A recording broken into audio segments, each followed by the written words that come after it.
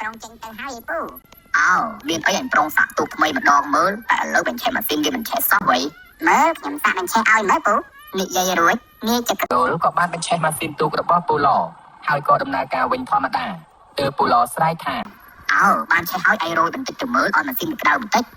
នាយចក្រដុលចាប់ដើមរកម៉ាស៊ីនទូកឡើងពេលនោះក៏ស្ដាប់តែម៉ាស៊ីនហុយផ្សែងទ្រុបហើយបានឆាប់ឆេះឈាមដាភ្លើងឡើងនាយចក្រដុលឃើញណាក៏បានលោតចូលទឹកក្រំហើយភ្លើងក៏បានឆាប់ឆេះទូកអស់ខូចខាតយ៉ាងដំណំធ្វើឲ្យពូឡខាតបង់ប្រកាសជាច្រើននៅក្នុងគ្រានោះចាប់ពីពេលនោះមកពូឡក៏បានប្រើប្រាស់ទូកចាស់របស់គាត់យកទៅជួញដូរវិញហើយយកទូកដែលឆេះនោះទៅជួសជុលហើយក៏យកទៅលក់ឡៃឡុងចោលតែម្ដង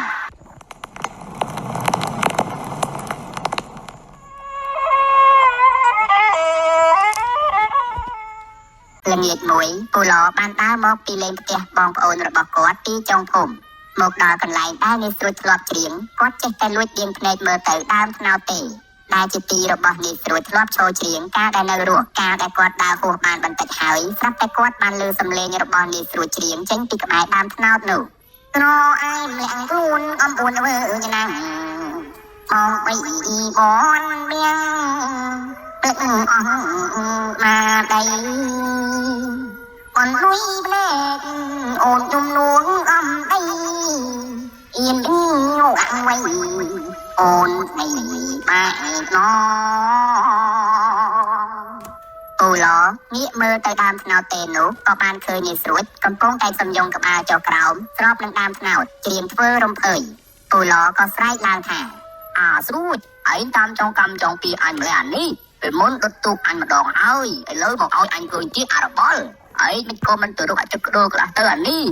និយាយចាប់ហើយគាត់ក៏ដាក់មេប្រូចមិនងាកក្រោយទាំងសក់បាសជ្រង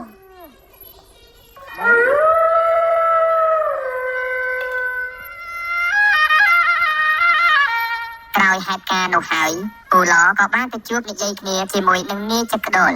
រឿងដែលស្រួលចិត្តតែលងពូនឹងសង្ស័យតែមកពីពូនៅចំពាក់លុយថ្លៃទូកម៉ែវាពាក់កណ្ដាលនោះហើយតាមមើលបានជាវាចិត្តតាមទៀមទាពីពូយ៉ាងអញ្ចឹងនោះពិតដូចជាឯងថាហើយថ្ងៃមុនអញទៅមើលគ្រូគេក៏គេថាអញនៅចំពាក់កម្មជាមួយនឹងគ្រួសាររបស់ស្រួយដែរមិនអីទេចាំមើលអញទៅនិយាយជាមួយយីស៊ួយ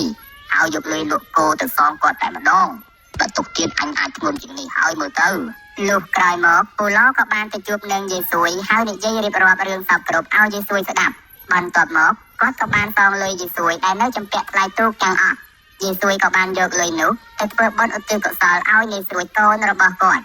ហើយចាប់តាំងពីពេលនោះមកពូឡក៏បានរស់នៅប្រកបរបររកស៊ីកាក់កបជាធម្មតាវិញ